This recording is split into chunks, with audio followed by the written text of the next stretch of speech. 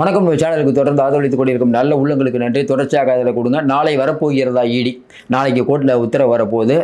உத்தரவு என்னங்க வராதுக்கு முன்னாடியே ஏன் பேசுகிறீங்க அப்படின்னு சொல்லிட்டிங்கன்னா, இன்றைக்கி ஏற்கனவே உச்சநீதிமன்றம் இது சம்பந்தமான வழக்கில் சொன்ன விஷயம் இன்றைக்கி கண்டிப்பாக நேரு அவர்களுக்கு கண்டிப்பாக தெரியாமலாம் இருக்காது. இன்னொன்று, டிஜிபியை நாளைக்கு பதில் அறிக்கை தாக்கல் பண்ண சொல்லியிருக்காங்க. ஏற்கனவே பொறுப்பு டிஜிபி நோட்டு போட்டு அனுப்பியிருக்காரு யார் தலைமைச் செயலாளருக்கு இதில் என்ன முடிவு எடுக்கணும்னு. இப்போ பொறுப்பு டிஜிபி ஓரளவுக்கு தப்பிக்கிற மாதிரி வேலையை பார்த்துட்டார். அப்போ நாளைக்கு அவர் எந்த மாதிரியான அறிக்கையை கொடுக்க போகிறாரு? முதல் விஷயம். சரி, இந்த வழக்கு இது எண்டுக்கு வந்துருச்சானா, நம்ம ஏற்கனவே சொன்னோம் எண்டுக்கு வந்துருச்சுங்க. தேர்தல் வந்தால் வழக்குகள் எண்டுக்கு வரும். இடி வேகம் எடுத்து கொண்டு இருக்கிறது. ஒரு பக்கம் நாளைக்கு என்ன நடக்கும்னு தெரியாமல் கபில் சிபில்கிட்ட மகன் ஆலோசனை பண்ணிகிட்டு இருக்கார். ஏற்கனவே நிர்மலா சீதாராமனை சந்தித்து கை கொடுக்கல, வெங்கைய நாடு மூலிமா முயற்சி பண்ணாங்க, கை கொடுக்கல. அடுத்து நடக்க போகுது என்ன? பார்த்துட்டு இருக்கக்கூடிய மக்களுக்கு நல்லா தெரியும் சார். நம்ம நிறைய பேசிகிட்டு இருக்கோம், நீங்களும் பார்த்துட்டீங்க. ஒரு விஷயம் மட்டும் நான் சொல்கிறோம், இதில் மிஸ் ஆகிறதுக்கு வாய்ப்பே இல்லை. கண்டிப்பாக நேரு அவர்கள் உள்ளே வைக்க போகிறது நிச்சயம். ஏன்னா இதில் டிஜிட்டல் ஆகணும். இன்னொன்று, இடி இந்த அளவுக்கு இந்தியா முழுக்க எவ்வளோ கேஸ் இடி டீல் பண்ணால் கூட, இப்போ ஆங்கில கட்டுரைகள்லாம் நிறையா படித்தோம்னா இது சம்மந்தமான வரக்கூடிய கட்டுரையில் பார்த்திங்கன்னா, அதில் ஓய்வு பெற்ற நீதியரசர்கள்லாம் இந்த கேஸை பார்க்குறவங்க எழுதுறது என்னென்னா, இந்த கேஸை பொறுத்த வரைக்கும் இடி ரொம்ப நிதானமாகவும் இதுவரை எந்த வழக்கிலையும் அதாவது அது மற்ற வழக்கில் பார்த்தீங்கன்னா எடுத்தவங்க கவுத்தம் நிறைய மாநிலங்களில் பண்ணியிருக்காங்க. பூபேஷ் சிங் வழக்கிலேருந்து, ஹேமந்த் சோரன் வழக்கிலேருந்து, நிறைய வழக்கில், தம்பிகள் வழக்கு. ஆனால் இந்த வழக்கை பொறுத்த வரைக்கும் ரொம்ப நிதானமாக ஆதாரங்கள் இருந்தும் கூட ப்ரொசீஜர் பிரகாரமே போகிறாங்க. இதனால் இன்றைக்கி தப்பிக்க வாய்ப்பே இல்லை. ஏன்னா நீதிமன்றத்துக்கு போயிட்டு ஏன் அவசரமாக இடி நடவடிக்கை எடுத்தீங்கன்னு கேட்க முடியாது. ஒன்று வேணால் இன்றைக்கி சென்சார் போர்டு ஜனநாயக விஷயத்தை பார்த்தீங்கன்னா இன்றைக்கி நீதிமன்றம் என்ன கேட்குது? ஏங்க சென்சார் போர்டுக்கு டைம் கொடுக்கல கேட்டாங்களா இல்லையா? அதே போல் இந்த வழக்கை பொறுத்த வரைக்கும் இன்றைக்கி இடிக்கு கரெக்டாக இடி மூவ் பண்ணுறதுனால இடிக்கு பெரும்பாலும் வெற்றி கிடைக்கிறதுக்கான வாய்ப்பு இருக்குங்கிறது நேரு அவர்களுக்கும் தெரியும், முதலமைச்சருக்கும் தெரியும், எல்லாருக்கும் தெரியும். நாளைக்கு நடக்க போகிறது என்ன?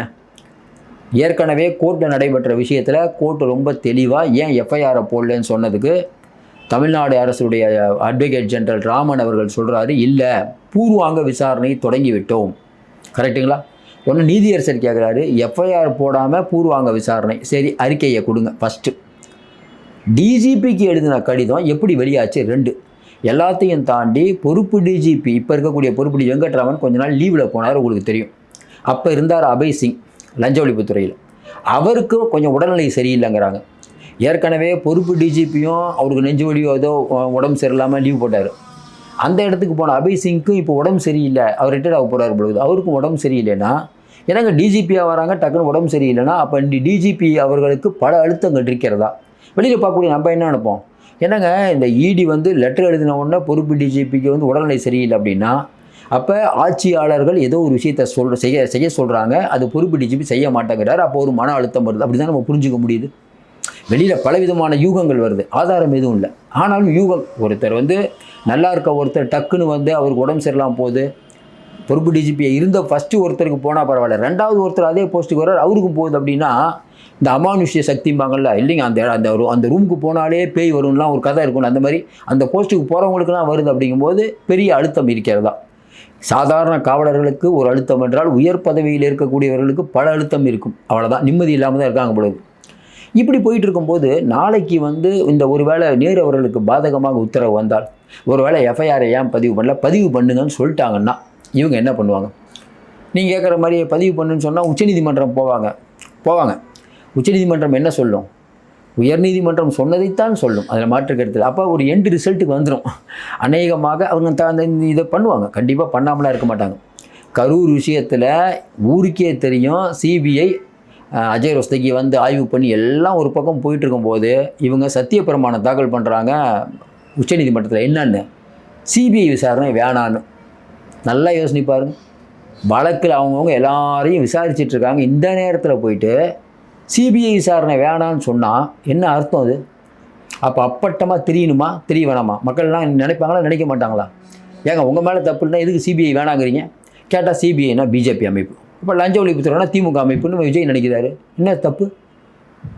நல்லா யோசனை பாருங்கள்.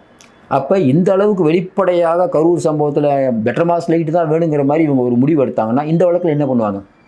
நேருவை காப்பாற்றுவதற்கு ஏன் நேருவை காப்பாற்றுவதற்கு நேரு அவர்கிட்ட ஒரு 30 தொகுதிக்கு அது மட்டும் இல்லாமல் பார்ட்டி ஃபண்டு கொடுத்துருக்காரு அவர். அதான சிக்கல். இப்போ பார்ட்டியும் உள்ளே வரும்.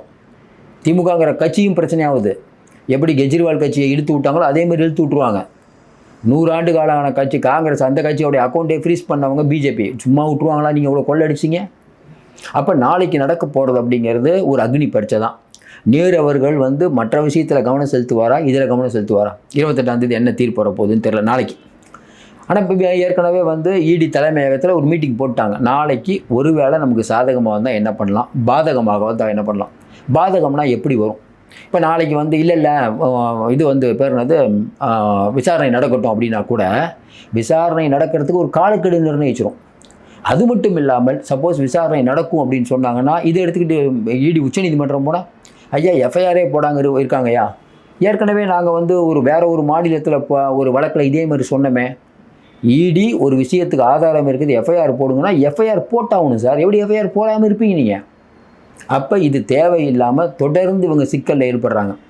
இன்னும் குறிப்பாக சொன்னீங்கன்னா டிசம்பர் ஜனவரியில் அவங்க வந்து நினைவூட்டல் கடிதம் அனுப்புறதுக்கு முன்னாடி ஃபஸ்ட்டு லெட்டர் போட்டாங்களா, அப்போயே இவங்க எஃப்ஐஆர் போட்டிருக்கலாம்.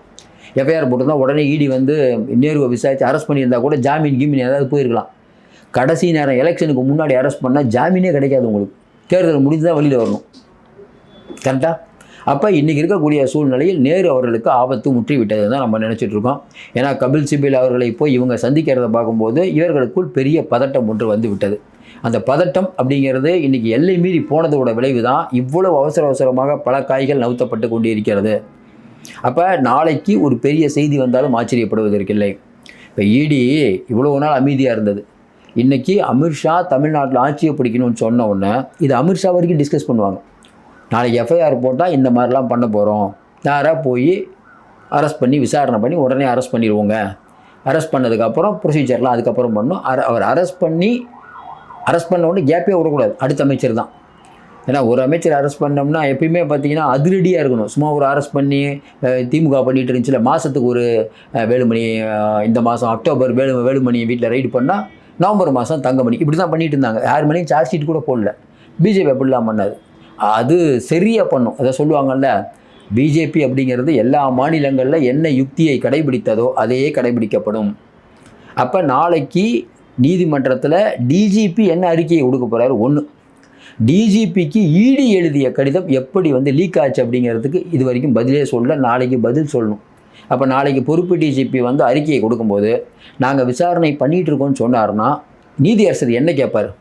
சரியா 3 தடவை நினைவூட்டல் கடிதம் அனுப்புனாங்களேன்னு கேட்கும்போது டிஜிபி தரப்பில் என்ன சொல்லுவாங்க? ஐயா நான் லீவில் இருந்தேன், அது மட்டும் இல்லாமல் நான் ஏற்கனவே தலைமைச் செயலாளருக்கு நோட்டு போட்டு அனுப்பியிருக்கேன். சொல்லுவாரா சொல்ல மாட்டாரா?